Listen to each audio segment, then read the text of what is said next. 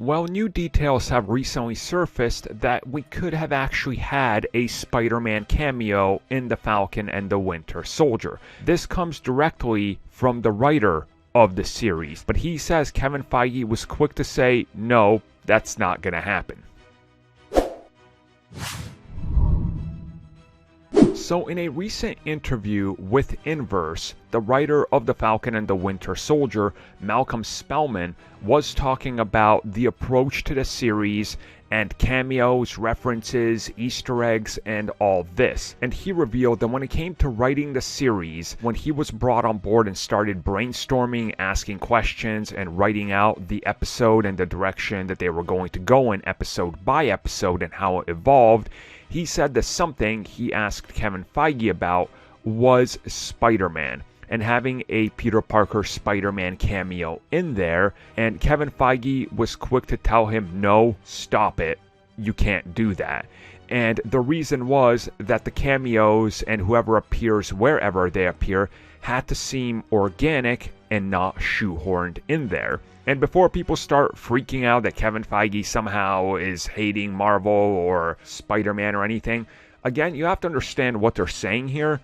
Spider-Man in this point in his life, at night, is nowhere near where the battle takes place at the end. By the time he swings down to where they are, the thing was already over.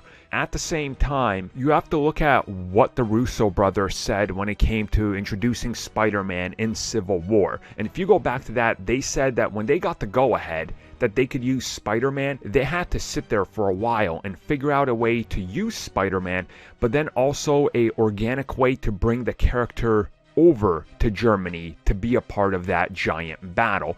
And they did find a way. And they said that that's the same thing that they had to do with Black Panther. Find a way to fit this character in here who was originally not intended to be in the original version of the film. So it all goes back to what Kevin Feige said. Organically, in terms of the plot and them appearing there, it all has to make sense. And I 100% agree with him. Had Spider-Man showed up there at the end, he just literally swings in the middle of this battle. People already say that the final episode was a mess and a complete disaster and didn't make sense. Could you imagine Spider-Man just swinging in and then adding in a whole nother element that doesn't make sense? How did he know this was happening? How did he swing like an hour across New York in a matter of minutes? I mean, you know, there's a lot of stretches. So yeah, I agree with that, Mom. Organically fitting in the cameos where they belong seems like a right choice to make and not just shoehorn it in there for the sake of, well, we threw it in there.